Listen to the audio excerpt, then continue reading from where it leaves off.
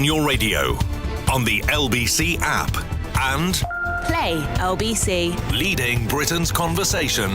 This is LBC. From Global's newsroom at 8 o'clock, a former security minister says the UK now looks extremely vulnerable to China following the collapse of a spying trial. Conservative Tom Tugendhat's told LBC the Prime Minister is failing to protect the country. This is a major national security trial. It has collapsed. Either the Attorney General or the Prime Minister should be explaining to the British people what went wrong, because at the moment we look extremely vulnerable. Sir Keir Starmer's rejecting accusations of a cover-up. Two men accused of passing secrets to Beijing had the charges against them dropped last month. The Home Secretary will send hit squads of police and border force teams to Albania to try to stamp out people smuggling gangs. The teams will train border guards how to use British drones, deploy biometric tech to track migrants' movements, and crack down on visa and passport fraud.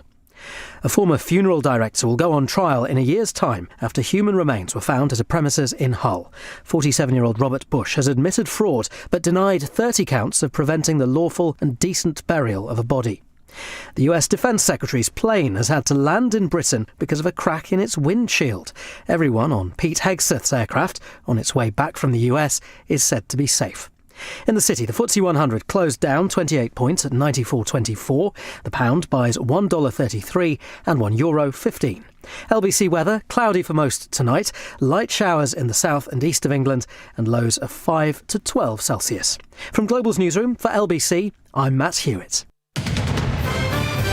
This is LBC. From Global, leading Britain's conversation. Cross Question with Iain Dale. Hello, very good evening. It's 2 minutes past 8. Welcome to Wednesday's Cross Question. On the panel, to my left, Mike Tapp, Labour Migration and Citizenship Minister and MP for Dover and Deal. Next to him, Chris Philp, Conservative Shadow Home Secretary and MP for Croydon South. To my right, Lara Brown, Commissioning Editor of The Spectator. And to her right, Ollie Dugmore, Executive Digital Editor of the New Statesman. They are here to take your questions on 0345 6060 973. And of course, if you've never watched us before, you really should. You can do so on Global Player and the LBC app. Call 0345 6060 973. Tweet at LBC. Text 84850. Cross Question with Iain Dale. This is LBC. Let's go to our first question. It's a text question from Andrew in Fulham. Today, ahead of likely tax rises and spending cuts in November, Rachel Reeves and her team began their attempt in the British media to persuade us all that the blame for the UK's current economic woes does not rest with her policies, but is entirely down to factors beyond her control, such as Brexit. With unemployment and inflation rising, plus growth declining following her last budget, will anyone really believe her? And is this a wise strategy? Well, lots to cover there, Ollie. Is it a wise strategy? Well, I guess they have to roll the pitch at some point. We've all known that taxes are going to go up since the fiscal headroom started to disappear. Those of us with more left-wing persuasion have probably been making the argument that taxes should increase and indeed that we should revisit the economic settlement in this country in some way for quite some time.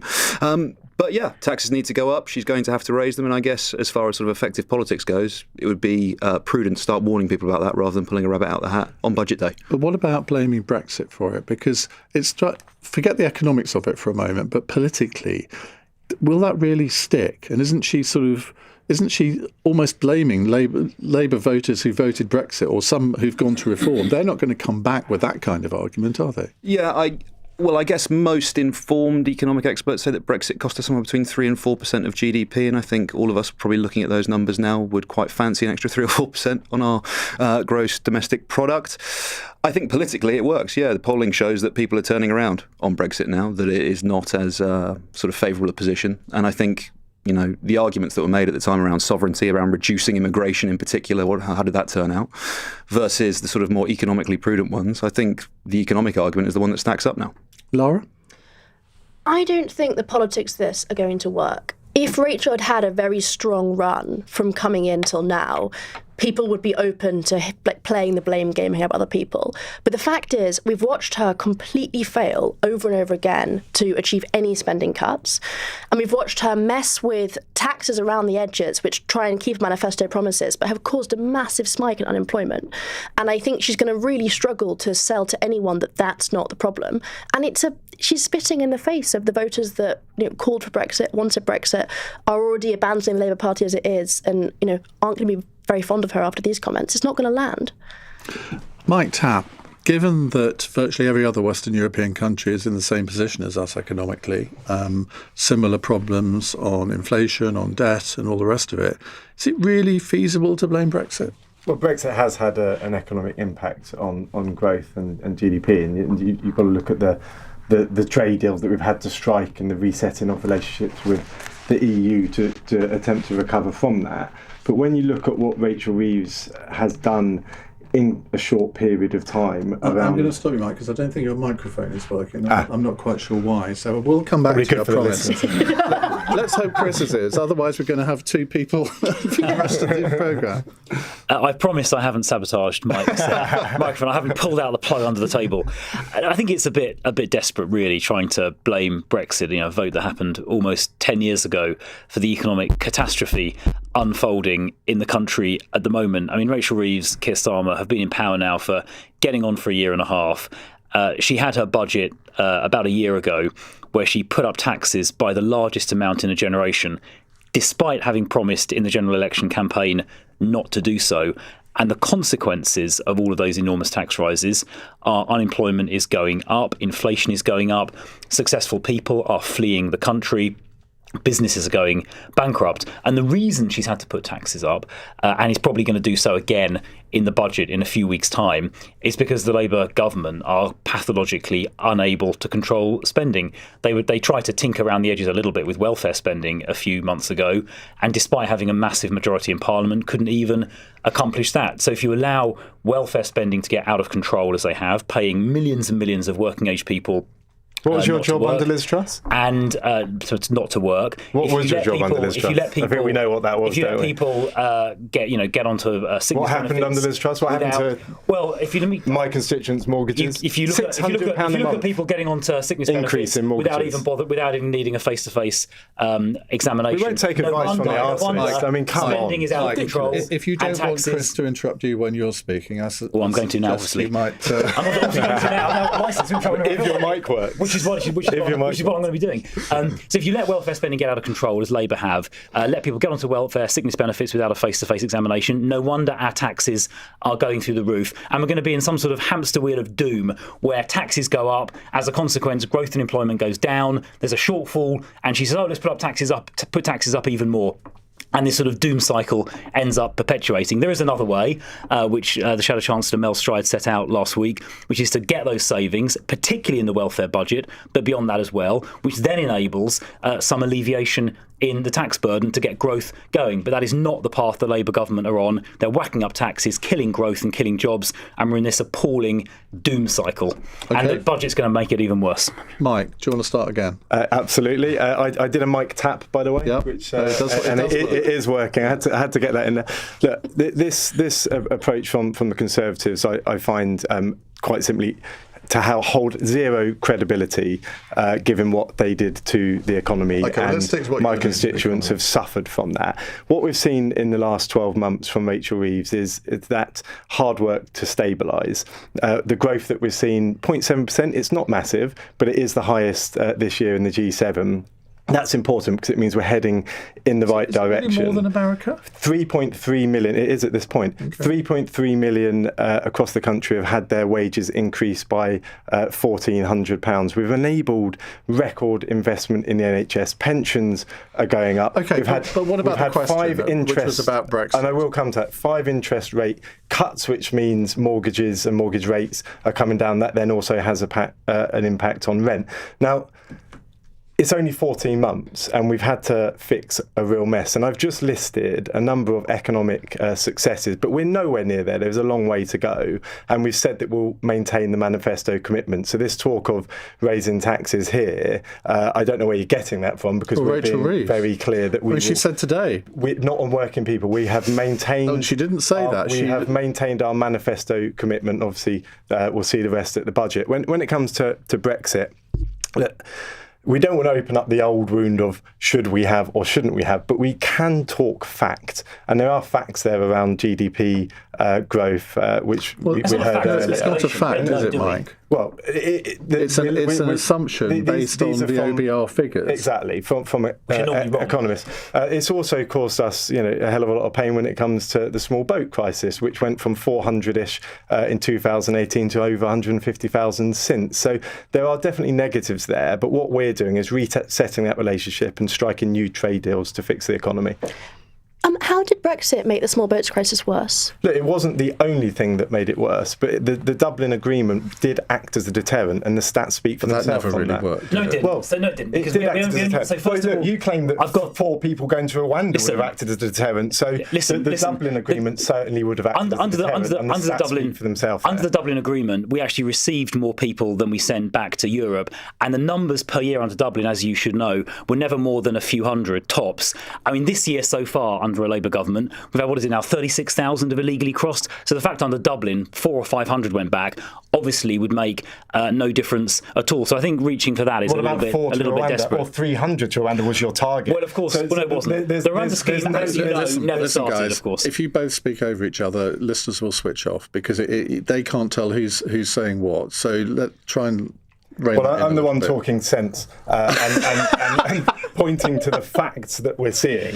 Chris is trying to teach us on immigration and the economy, both of which were disaster. He's done your job. You will say, well, he failed at it because he didn't reduce the figures. But you can't... I mean, OK, you've only been in the job a few months, so you can't be blamed for this. But the figures of people coming into the country have gone up substantially, haven't they, year on year? We saw the similar sort of figures. But apparently we're coming to this properly later, I'm told. So let's not have the argument now. So, Andrew, thank you very much indeed. We've got a follow-up text from Rob in Southampton, who says, if you could replace Rachel Reeves, what would be your top 3 economic changes which would make Britain great again? This phrase doesn't really work, make Britain. It's basically bugger, which I don't think we want. That's a horrible phrase, isn't it? Lara, if you could replace Rachel Reeves, what 3 things would you want to do differently? I'll try not to get too dull and technical. I think the worst tax we currently have is employer NICs, because it incentivises employers not to hire new staff because it will be very expensive for them. I would look to get that down at least to where it was before Reeves put it up, possibly further.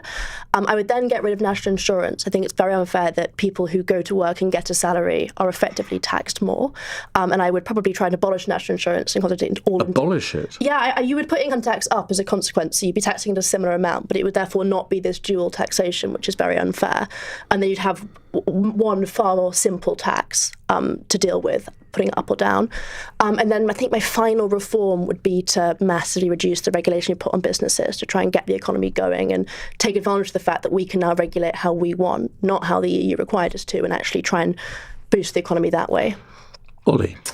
I think we have to do something about the debt pile and the cost of servicing that debt pile, which increased massively during COVID.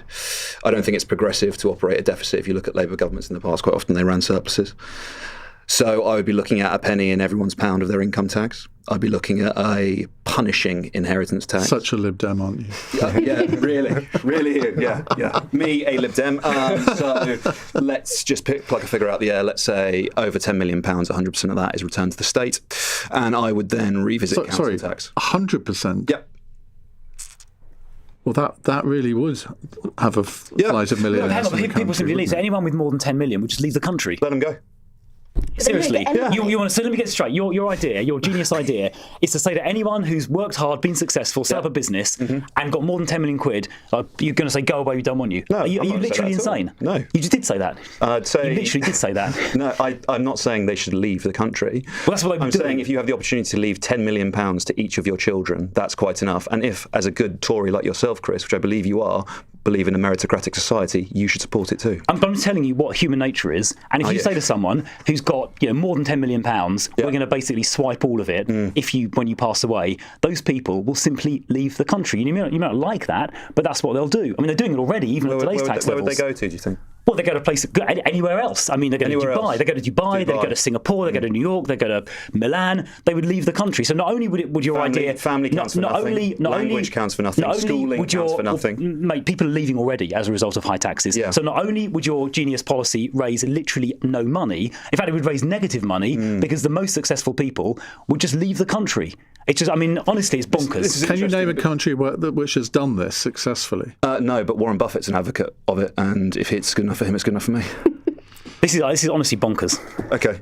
All right. Just for people who Well, that's an idea for you, Mike. Sorry, Ian, if I could just say, Warren Buffett, obviously one of the richest men in the world, one of the sort of soundest investors, some people who knows about capitalism. He is a ginormous advocate for an inheritance tax. Just apply common sense. That's all very well once you've actually accumulated the wealth, but what you want to do is stop him from earning any more. No, he's saying that his quote is that allowing inheritance to pass on in that way is like picking the England football team based on who Harry Kane's son is. You should choose on who is. Let me get this straight, because I interpreted what you said as income tax. If you're talking about inheritance tax. You're asking for three things. The first thing was a penny in everyone's pound on income tax. Right. The second thing was a swinging inheritance tax. The third thing would be revisiting council tax based on a land value tax. Those are my three ideas. Okay. Any of those appeal to you, Mike? Lots of ideas. I'll stick with Rachel Reeves. Thank you very much. So loyal.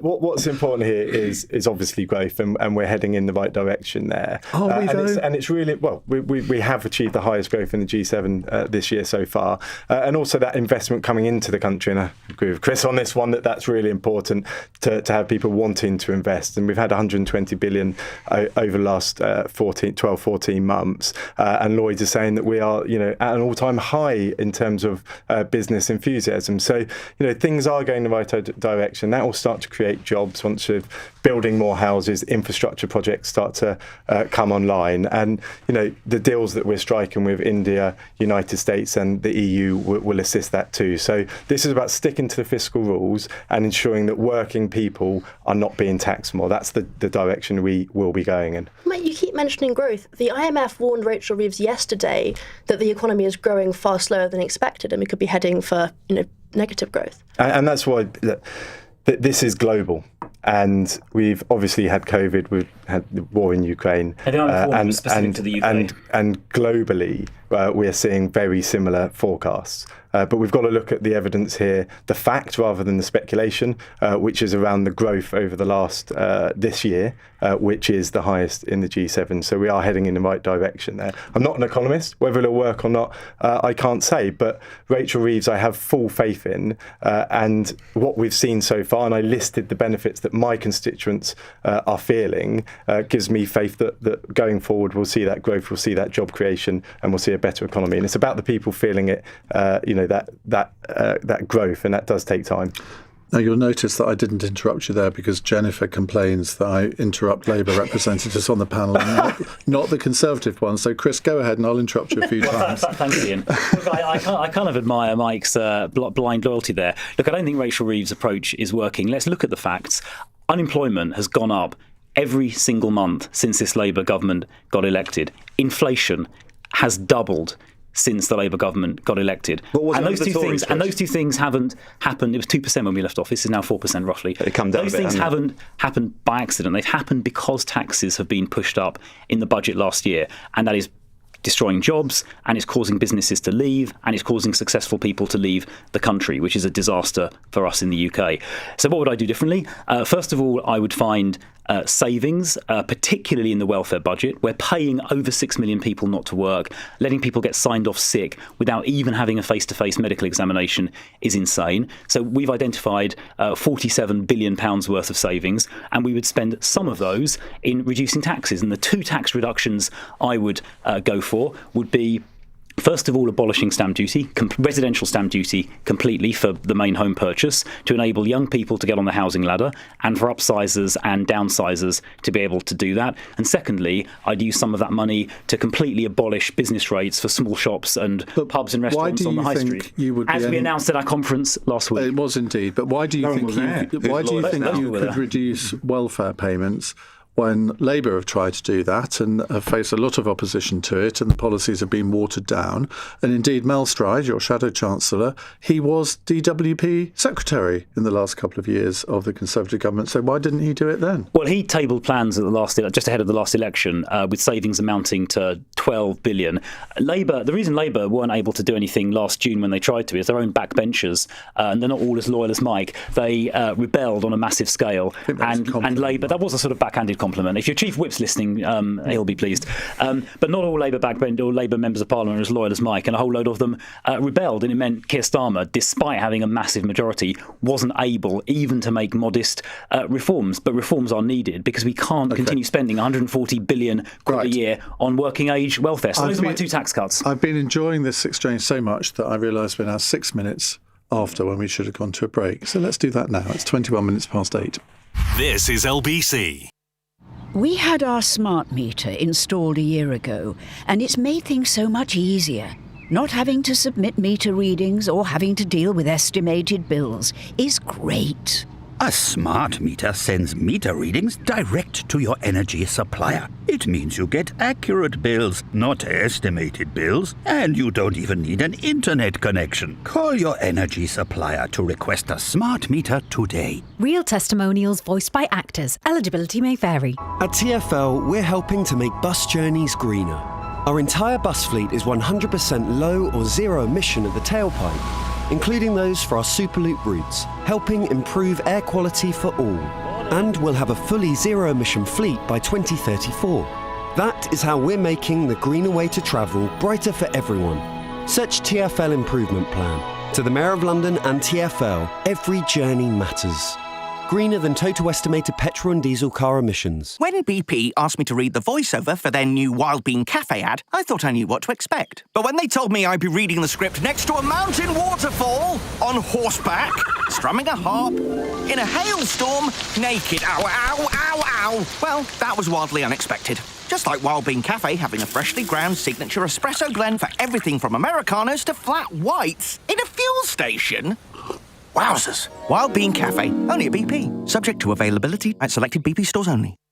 Leading Britain's conversation. Cross Question with Iain Dale. Alexa, send a comment to LBC. 22 minutes past 8. We have a very talkative panel tonight, as you will have noticed. Chris Philp is here, Conservative Shadow Home Secretary.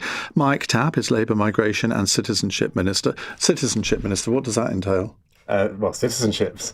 There comes a point where many who are here want to become citizens, so overseeing that, and passports as well. Oh, so it's not about sort of being good citizens. It's sort of well, that's a part of it. You have to be a good citizen. All right. Lara Brown is commissioning editor of the Spectator. Your job does what it says on the tin, I think. And Ollie Dugmore is executive digital editor of the New Statesman. He's basically in charge of the website. And a very good website it is too. But you're making it even better. Diminishing it, I think, Iain. Yeah. What was that? Website, newsletters, yeah, social media, video, podcasts, the whole gamut. Yeah. He has an empire, basically. That's better. Right. Jim in Lincoln says the British government has the power and resources to solve almost any domestic issue it wants, if it really focuses on it, that is. So why is it that successive governments have failed to show genuine will to solve small boats crossing the Channel? Chris Philp.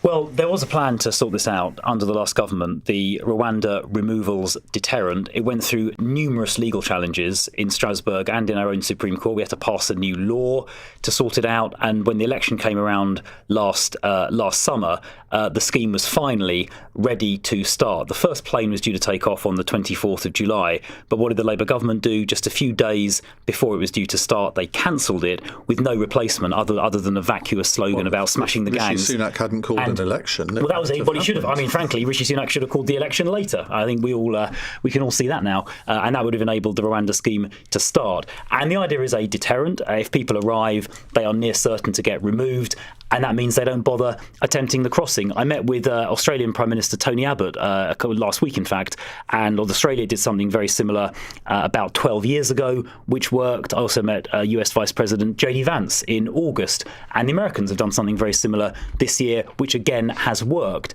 So we know that a removals deterrent works, a real removals deterrent where pretty much everybody gets removed, and that will mean the crossings stop. Removing a small handful of people, as the government are doing now, obviously won't have have any deterrent. Well, but that is why this year so far has been the worst in history. The worst in history. You only have a plan to remove a small handful of people because, I mean, there's going to be a few hundred a year. I mean, that is a small number. How is that a deterrent? Well, there was no cap on that scheme, actually, is the first point to make. And we did something very and you've only got to remove everyone for 2 or 3 months before it stops. Like in the Australian example I just gave you, Tony Abbott told me they started, I think, in September or October 2013. And within 2 or 3 months of removing people immediately, it just stopped entirely.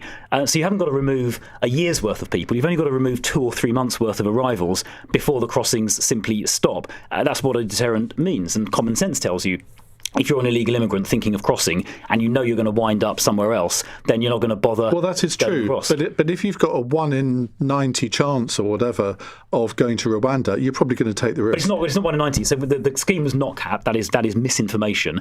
Clearly, and we also, by the way, proposed to change the law to make sure more people can get returned rapidly within a week to their country of origin where that is possible. Now, we did that with Albania a couple of years ago.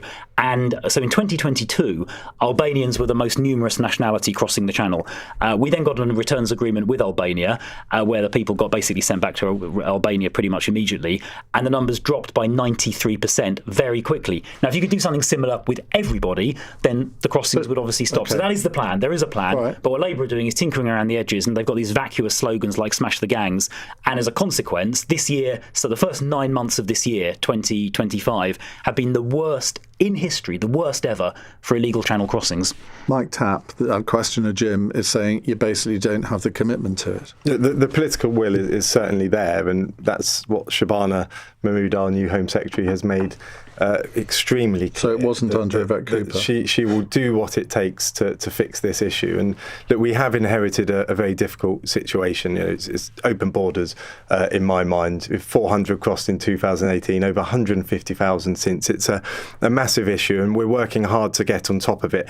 There's not one silver bullet. You know, there's no switch to flick to stop this. So the way we're coming at this, firstly, is we're working through counter-terror powers for our law enforcement, which has been held up currently by the Conservatives in the Lords. That will be extremely effective in terms of getting to the criminal gangs before they act in a similar way we do to terrorists. We don't wait for them to set off a bomb.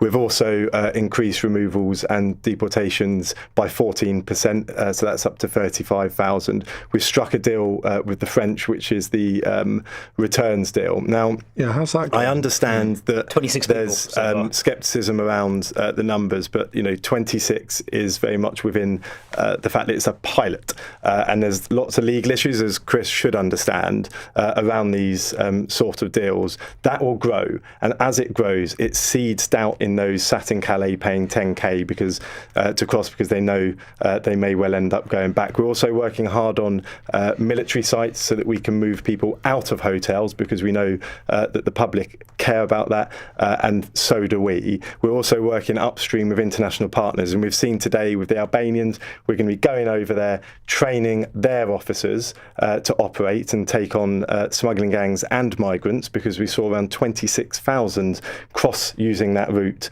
over the last 12 months. We're also going to be providing them with night vision goggles, drones, so that we can work with our international partners. This is not what the previous government doing. They were attacking our international partners, and that's exactly what Nigel Farage is saying too. We're working with them. Sorry, what about coming to arrangements with other countries? Chris mentioned Albania. There must be quite a few other countries that we don't have these agreements with. What work is being done on that? Absolutely, and more returns agreements is 100% being worked on. How many have you done since you came into power? There is absolutely nothing off the table. The deal that we struck with the French is what the Conservatives were begging for, but they couldn't do it because they took to Twitter for their diplomacy. But what about other we've countries? taken adult diplomacy here. Look, these things take time. Well, we're 14, you've been in power for 15 in. months. I mean, negotiating 1 or 2 with other countries, I would have thought would have been possible. Well, there are obviously returns agreements in place that people are deported to. That's how we've got to 35,000. Are you talking to the Taliban? To various countries. So we can get this guy that was convicted yesterday of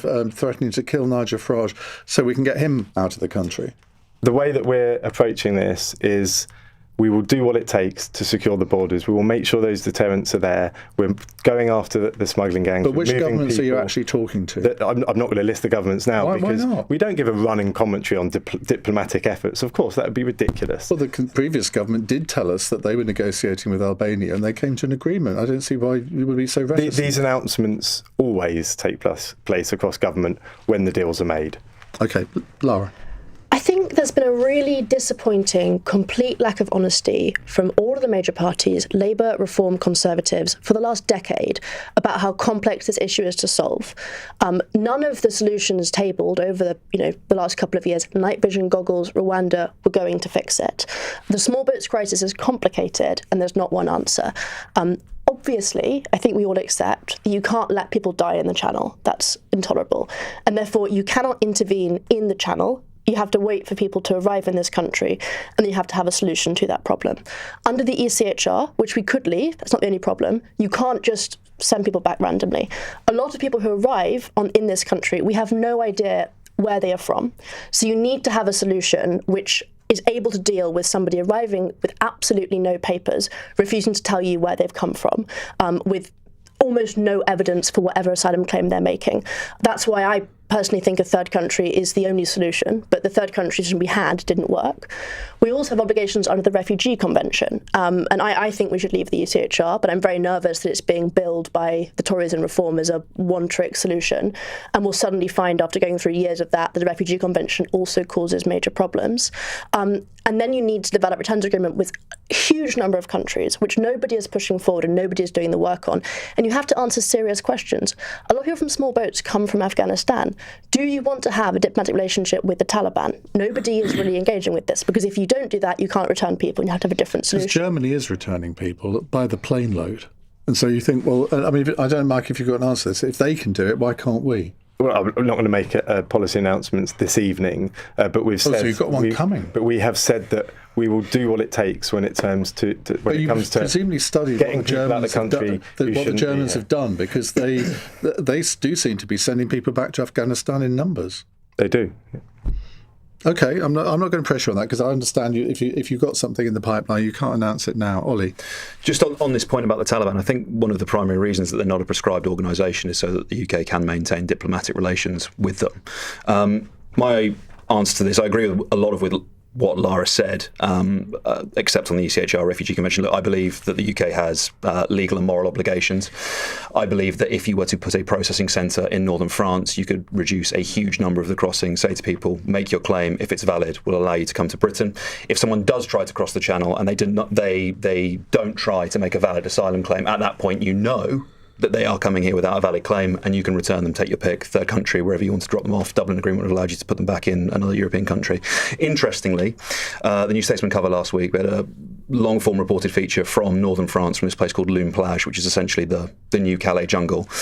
Nearly every single one of the irregular migrants that was interviewed for that piece listed the fact that the UK was no longer part of the European Union, and therefore the Dublin Agreement did not apply, was one of the reasons that they were coming here. Only one of them mentioned the one-in, one-out deal that the Labour Party is parroting right now. I think it tells you a lot about the motivations. OK, we'll move on to another subject in just a moment. 8:33 is the time. Matt Hewitt has the news headlines. LBC can reveal the Home Secretary will send hit squads of police and border force teams to Albania to try to stamp out people smuggling gangs. The teams will train border guards how to use British drones, deploy biometric tech to track migrants' movements and crack down on visa and passport fraud. A former funeral director in Hull has admitted giving 4 women ashes he falsely claimed were those of their unborn children. 47-year-old Robert Bush pleaded guilty to fraud but denied 30 counts of preventing the lawful and decent burial of a body. And the Prime Minister has been accused of leaving the UK vulnerable to China after the failure of a Chinese spying trial. The former Security Minister, Tom Tugendhat, has told LBC Sir Keir Starmer hasn't adequately explained why charges against 2 men were dropped. LBC weather, cloudy for most tonight, light showers in the south and east of England with lows of 5 to 12 Celsius. This is LBC. Hello, I'm a National Lottery scratch card. Over 5 people a second win with me. Ooh. That's like 30 winners since I started talking. Oh, 12 more. 14. 21! Is there a win in store for you? Play a National Lottery scratch card today. Winners is an average search. Dream big, play small. Rules apply. Players must be 18 or over. When BP asked me to read the voiceover for their new Wild Bean Cafe ad, I thought I knew what to expect. But when they told me I'd be reading the script next to a mountain waterfall, on horseback, strumming a harp, in a hailstorm, naked, ow, ow, ow, ow, well, that was wildly unexpected. Just like Wild Bean Cafe having a freshly ground signature espresso blend for everything from Americanos to flat whites in a fuel station. Wowzers. Wild Bean Cafe, only at BP. Subject to availability at selected BP stores only. Combine your pensions with Pension Bee and take control of your retirement. Because when your pension is in a good place, you're in a good place. When investing, your capital is at risk. Hey, it's me, your dishwasher. I'm sorry about the chaos last night. I think a fork got jammed in my racks. Whoops. Don't even check the bills. I've overdone it. Don't get mad, okay, but I used up lots of power yesterday. Sometimes you just have to blow off some steam. It can feel like all your energy does is take. But the longer you're with OVO, the more rewards you get. OVO, do energy differently. Beyond customers only, eligibility required, redemption limits apply. Cross Question with Iain Dale on LBC. 8:35 on LBC. Chris Philp, Conservative Shadow Home Secretary. Mike Tapp, Labour Migration and Citizenship Minister. Lara Brown, Commissioning Editor of The Spectator, and Ollie Dugmore, Executive Digital Editor of The New Statesman, are here answering your questions. And we have now a text question from Francis in Barnet. How can it be a pro-business move to ask me to pay £1,300 to employ a highly skilled person who happens to have been born in another country?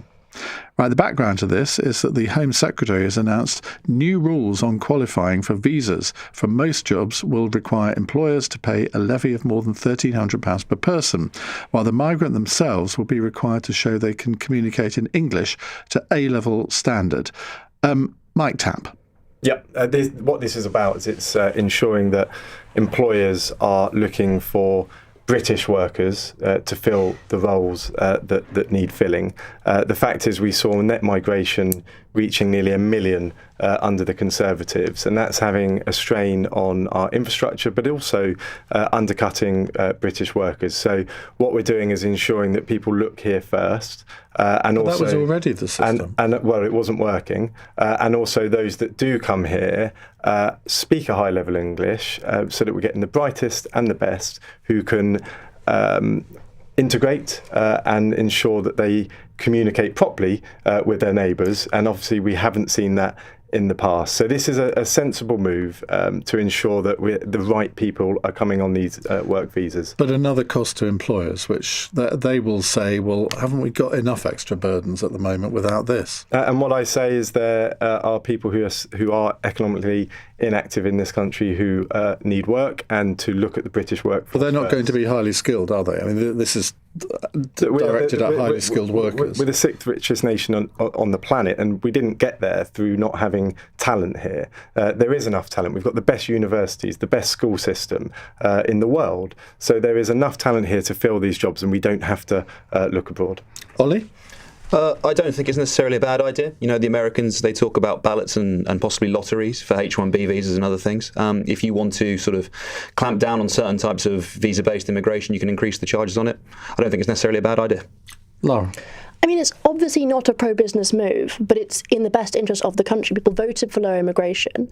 And what we have seen is that for the last 5 years, we've given businesses an endless stream of very, very low-cost foreign labour, which is depressed wages in this country. And she's trying to intervene on that issue. So I understand her logic completely. Chris?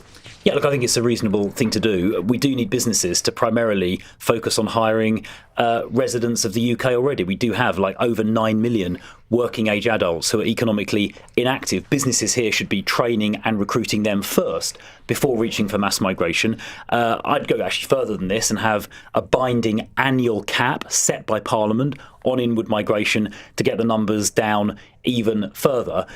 Business, as I say, should invest in developing talent here, investing more in technology and automation, not importing very large numbers of sometimes low-skilled workers. Isn't this sort of emblematic of the problem that the Conservative Party's got now? Because how would people trust you given what Nigel Farage and everybody's now referring to as the Boris wave? Well, I mean, you have to ask Boris about previous policy decisions. Well, you were an immigration minister. I wasn't actually responsible for legal migration at any point. We've now got new leadership. I was never Home Secretary in the past. Kemi Badenoch was never Prime Minister. We've got new leadership and we've got a new policy, and that includes having a binding annual cap set at a very low level, voted for by Parliament each year, so it's completely transparent. Unfortunately, when we put that proposal to a vote in Parliament a few months ago, the other parties voted against it. So we've got a detailed and credible plan to completely end the days of mass low-skilled migration. The public don't want it. It's actually bad for the economy as well, because people working on low wages actually consume more in services than they pay in tax. So it's got to end, and we've got a concrete mechanism to do that. Right, let's go to Robin in Whitehaven. Robin, very good evening. Good evening, Ian. My question is for the panel. Is Keir Starmer's indecisive nature damaging the country? Why do you call him indecisive? Well, he's tried to do so many changes with the winter fuel allowance and the reform to the benefit system and, things like that. He seems to do more U-turns than a second-hand black cab. Lara, is that fair? I think it's pretty fair. I actually think Keir Starmer's worse than indecisive. I think he's completely absent of any ideology. I think he's got no idea how he wants to run the country. He's got no sense of what he believes about economic policy, about culture. So he's following polling and he's doing what civil servants tell him to do. If you look at what happened with the winter fuel payment, they got in, the Treasury said, take away the winter fuel payment. He said, all right then. The polls said people hate this. He went, all right then. And it's definitely damaging the country. The markets don't trust the UK as much anymore. Labour can't control spending. We have incoherent tax and spend policy because, he doesn't know what he wants, doesn't know what to do. And it's going to do real harm. Ollie. Yeah, I'd agree largely with what Lara says. I think if you don't have a sort of fundamental political or economic analysis, this is how you end up governing, as a sort of passionless technocrat. I know that the Labour Party has a large majority, but it was a majority based on apathy and in no small part motivated by a dislike, to put it politely, of the Conservative Party. I would go a step further. I think during Keir Starmer's leadership campaign specifically, I think he deliberately and specifically lied to the Labour membership on a whole range of issues. You're sounding so like Owen Jones. We are different people. And, to take your pick. In the same room. Yeah. Blink if you need help, Ollie. I think he at times is very calculated and specific. I draw a contrast, for example, sort of typical previous examples of politicians who were good at lying. I'd point at Boris Johnson, who lied by obfuscation, who lied by sort of mumbo jumbo. Keir Starmer, I think, is far more calculated, but I agree with Lara. I think a lot of the policy reversals are essentially, this seems like a good idea. He has no political antenna. He doesn't have a governing philosophy, and therefore when the polling turns against him, he gets scared and he backs down. Now, Mike, I'm imagining you're not going to agree with what you said there, because if you do, you will be sacked in the morning, as the football chant goes. What I always find really fascinating about politics, I am a politician, but really I'm not. I'm just doing politics. I come from the military and National Crime Agency. So you're used to obeying orders. That's what you mean. I always found it astounding when. I'm going to guess that the panel here aren't Labour voters. I might be wrong, Chris. Have been in the past, Mike. Fair enough. So when a policy comes out, people will then criticise it. And if there's a change of mind and a change of direction, it's a U-turn. But actually, perhaps Keir Starmer's listening. And look, what I'm seeing in Keir Starmer, we've got to look at what he delivers, and that will give you an indication of what he stands for. So we've increased military spending, which the Conservatives completely failed to do. So national security is vital. We've had record investment in the NHS, which will save lives, and that's created 5 million. But do you not think, as Ollie says, that a bit of ideology is actually quite useful? I'm giving you results. Well, that's not ideology. It's about getting stuff. But his ideology is standing up for working people and delivering. In Dover, we've got more police on the streets than we had under the Conservatives. They've got 3 or 4 more, and that's made a massive impact to the patrol patterns that I've been told by senior officers there. There's a hell of a lot going on here. Kids are getting free breakfast clubs, which are now being rolled out further. I've had I think it was around 1.3 million, don't quote me on that exact stat, into my constituency for improving the condition of the schools because they were crumbling. Sure. You know, there's these I get all of that. People. But what about, if you hang on a second, if you asked any voter in 1979, what does Margaret Thatcher stand for? Or in 1997, what does Tony Blair stand for? Or in 2019, what does Boris Johnson stand for? Virtually everybody will be able to answer that question. But I think Ollie's point is that they wouldn't at the moment. So with those politicians, you'd say a wing. What I'm saying about Keir Starmer is he delivers. And I've just listed results there. I'm not making them up. That's what people are feeling. There's also Renters' Rights Bill. You know, we've outlawed Fire Me Hire. These are the things that matter to my constituents, and I'm sure they do to many others. Ollie, we'll continue delivering. What do you want to see them do that he's not doing at the moment? There are large parts of the Labour Party programme that I agree with, you know, and I'll be absolutely clear about that. Did you vote for them in the last election? I did not vote for them at the last general election. Who did you vote for? I voted for the Green Party. Okay. So, for example, I like elements of the clean energy agenda. I like elements of the workers' rights agenda. I like elements of the housing agenda that the Labour Party is putting forward. I think they could be much more radical on house building, but it is certainly an improvement and a start on the Conservatives. I just think when we're talking about, we could take the three examples we've spoken about. Mike said that, you know, Keir Starmer is listening, so I would sort of throw the question back, like, who was he listening to on the grooming gangs inquiry? Like, why didn't he want to introduce one, and then who did he listen to that changed his mind? Well, look, on the grooming gangs inquiry at the time, what we were saying was that these types of inquiries have taken place. But then we've said that we are going to conduct a full inquiry, and we are appointing a chair now. But again, it's about listening to people, and he listened. Could I ask one thing? Let's hear from Chris first, because we haven't heard from him. Well, a couple of points. I mean, look, on the delivery point, I mean, he's not delivering. Police numbers have actually gone down. Crime has gone up. Frontline policing hasn't gone down. Total policing numbers. That's why I've got more police on the street. Don't interrupt. Total policing numbers have gone down. Crime has gone up by 7% under Labour. Shoplifting has gone up by 20% under Labour to a record level. Unemployment's gone up. Inflation's gone up. So if delivery is the measure, Labour is failing. But on ideology, I actually, in sort of belief and conviction, I think for the first time this evening, agree with Ollie. I would actually respect. I was worried now. I would actually respect Keir Starmer more if he did actually have some beliefs and some conviction that he stood behind. But he doesn't. He says whatever he needs to say to get through the week. So when he ran for Labour Party leader, he pretended to be like a born-again Corbynite. He said Jeremy Corbyn was his best friend, and he said he'd nationalise everything and abolish tuition fees and all this sort of stuff. Then before the general election, that got him elected as Labour leader. Then he junked all of that pretty quick. Then before the general election, he said, oh, don't worry, I'm a sort of proto-Blairite. There aren't going to be any tax rises. And he literally broke all of those promises within about 3 weeks, which is why he's now so unpopular. And he gets pushed from one thing to another. I mean, the grooming gangs is a good example. When the scandal first broke and it became clear that, I think it was Oldham Council wanted a national inquiry, he first of all, his instinct was to smear campaigners as jumping on a far-right bandwagon. Then 4 months later, he did what they were asking, only because 2 days after that, there was a vote scheduled in Parliament and he was forced to change course. And they didn't choose to change course, he was forced to. And here we are several months later, they still haven't set it up. So Keir Starmer is a man who really believes in nothing, is blown in the wind, and he is weak. And we've seen him being weak with China, for example, over the spy scandal. Funnily enough, we're coming on to that next. 8:47. This is LBC. Buying a home on a holiday park was the retreat you always wanted. But then came unexpected site fee increases. And that was before the dramatic loss in value. If you bought a home on a holiday park in the UK, you may have been missold. holidayparkadvicecentre.co.uk could help you receive thousands in compensation. Text ASSIST to 78900. That's ASSIST to 78900. Every supermarket has a dine-in offer. But there's only one number one from Waitrose.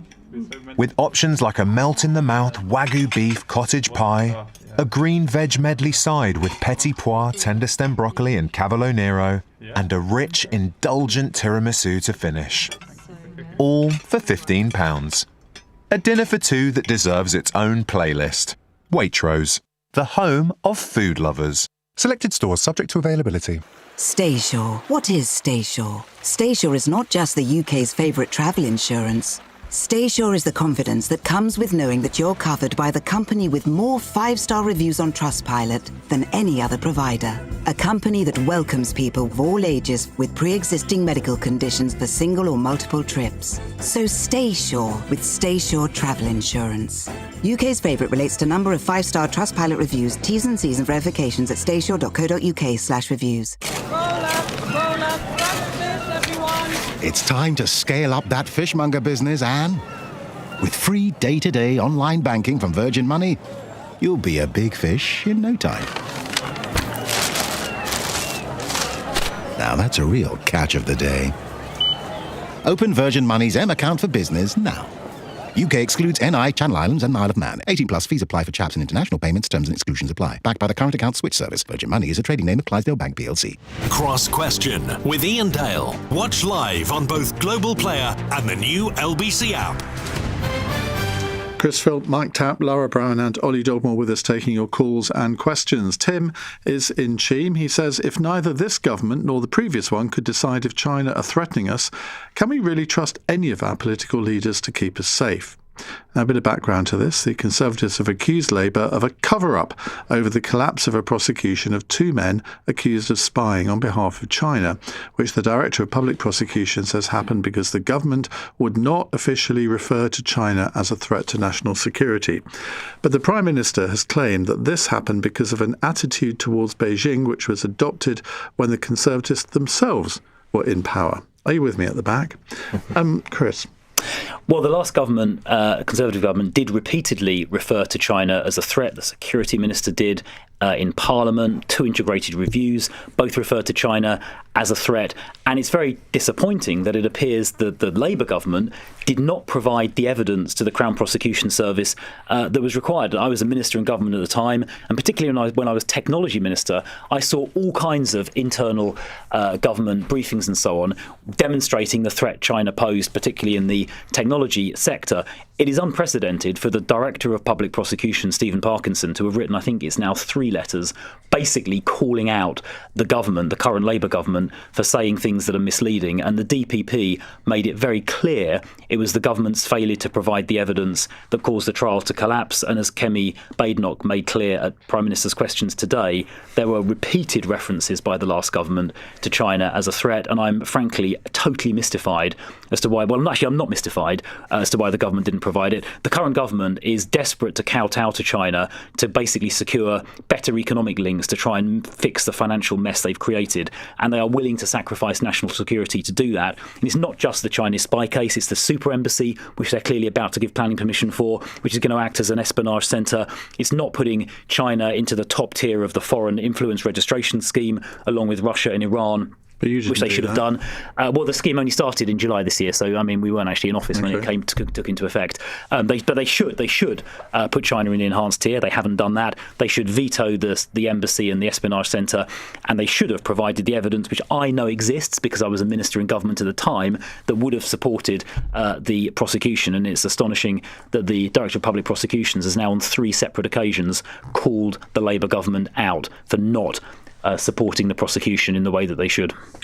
Mike, I think a lot of people, including myself, are scratching our heads thinking, well, why do you have to declare a country to be an enemy, specifically that word, when 2 people are accused of spying for another country?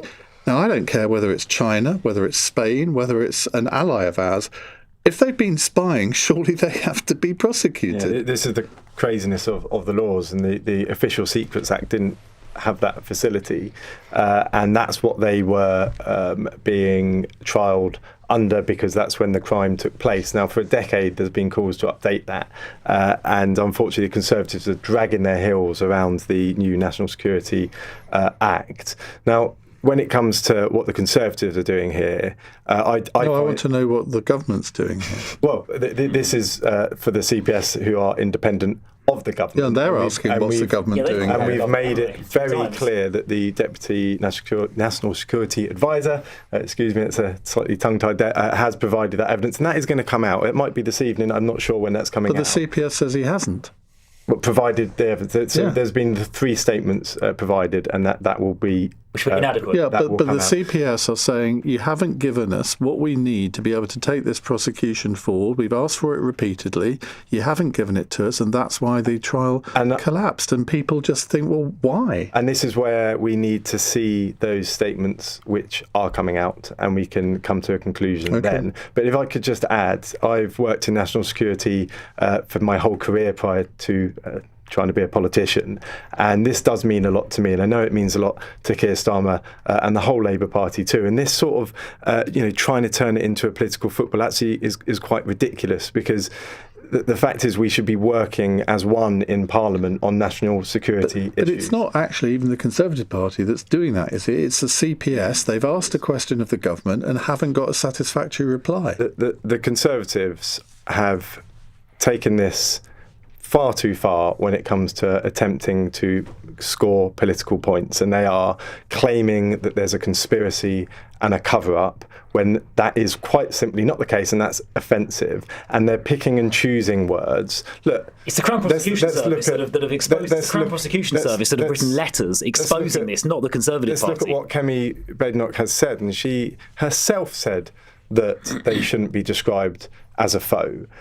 This is about the law. It's about he only quoted that bit of the sentence. He didn't then quote the next bit of the sentence. It's very selective quoting, to the point that James Cleverly stood up and actually made a point of order, drawing attention to the fact that Keir Starmer had selectively and misleadingly quoted him in Parliament, which was pretty shameful. I haven't had a chance. And it's not, by the way, the Conservative Party who started drawing attention to this. It was the Crown Prosecution Service taking the unprecedented step of blowing up the government's claims in public, because they are clearly extremely frustrated that they weren't given the evidence they needed, evidence that as a former minister I know exists in government, and I still don't understand why. Well, I do understand why, because the government are trying to kowtow to China. But why on earth are they prioritising trying to please the Chinese above protecting our national security? And it's serious because two alleged spies have got off scot-free. Like fabricating conspiracy when there's no evidence of that. That is not the way this country. That is not the way this country should run. And Parliament should not be used for that purpose. Here's an idea. Why doesn't Keir Starmer call Kemi Badenoch in under Privy Council terms or national security terms and actually tell her exactly what's going on? Then if you're saying she shouldn't have been raising these things, he can put it to bed. I think there's lots of briefings around privy terms, and it was the security minister, I believe, who said that those sort of briefings have been taking place, and there could be more when he was making his statement. All right, Ollie? There are things happening in British politics right now that don't typically happen, one of which is the Director of Public Prosecutions going public about something like this. Another is former permanent secretaries, the highest officials in the civil service, breaking cover and speaking publicly. 3 cabinet secretaries. Speaking about this thing. And if you're talking about is there a cover-up, I would sort of connect those various things happening and ask, why are these people breaking cover and talking about this publicly whilst this is going on? The reality is it's very easy to talk about China as a threat to British national security when you are not in government. It's a line that Kemi Badenoch had to tread when she was in government. You can literally go to Hansard. I did it before we got into the studio. You can type in China for her contributions. You can watch how her language changes. She used to refer to China as an economic challenge, a systemic challenge, an economic challenge. Obviously, you listened to her during Prime Minister's questions today. She talks about China in very different terms. There are just some material realities here. China is a superpower. If we want to sort of engage with them in some way or just exist in the global economy, we're going to have to do business with them. Equally, they are stronger than us, and they're going to be doing things like industrial espionage, like actual espionage, national security espionage. The nature of diplomacy is navigating both of those things. Lara? The foreign policy is really complicated, but what I am completely unable to accept is the way that Labour have completely passed the buck. Mike, you're saying that Parliament should work together as one, but your own government is claiming that they didn't do any work on this and they had nothing to do with this.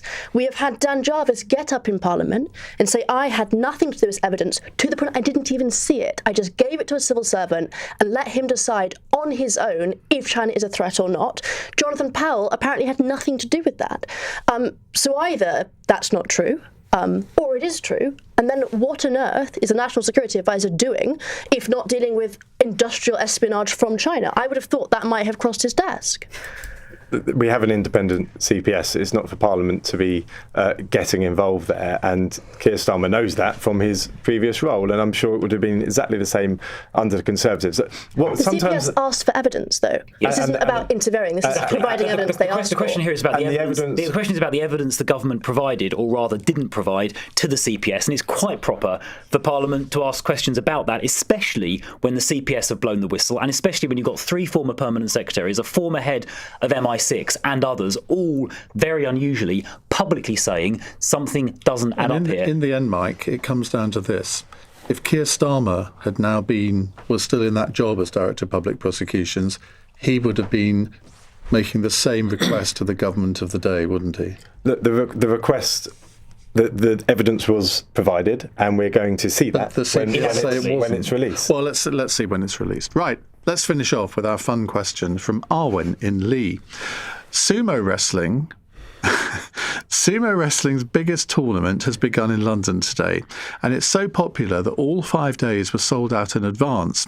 If you could have a go at one sport which isn't one of the obvious ones, which would it be? Lara. Just say I love that the Royal Albert Hall is on the home of sumo wrestling. I think it's thrilling. Every year I go ice skating and I fall terribly 5 or 6 times, but I still believe with all my heart in different life I'd have been an ice dancer. So figure skating, I think. Dancing on ice backings. Ollie. I'd probably say F1, motorsport, or possibly, sailing, see a bit of the world. Okay. Chris? I would say skydiving for the adrenaline rush and just to see the sort of earth rushing towards you, and also just when you pull the cord, just wondering, I imagine Keir Starmer's probably feeling like that at the moment, and as you pull the cord, just wondering, is it really going to open? Bit dangerous. Bit like you did a bit of stand-up comedy at the conference. It got a laugh. I was happy with the response. It got a good laugh in Mike. As a dog lover, it'd have to be dog sledging somewhere snowy. That's how I'd like to retire. Would you be pulling the sledge or right? I would have huskies. I've currently got a Rhodesian Ridgeback Scooby. He's probably listening at home now, so I'd try and bring him with me. I've never heard of that. Big old beast. A big one. Lovely dogs. No, I like little dogs.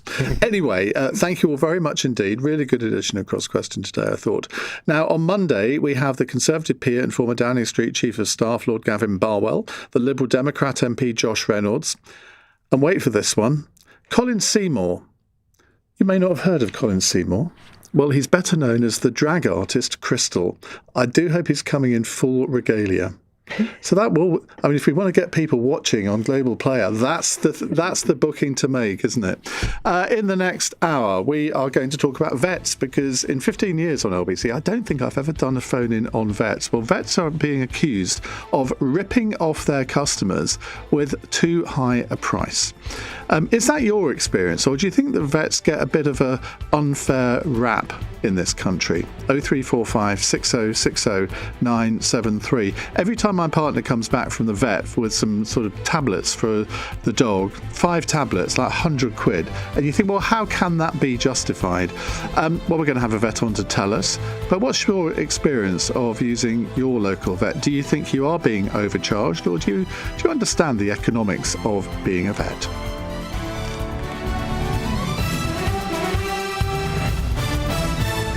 On your radio, on the LBC app, and Play LBC. Leading Britain's conversation. This is LBC.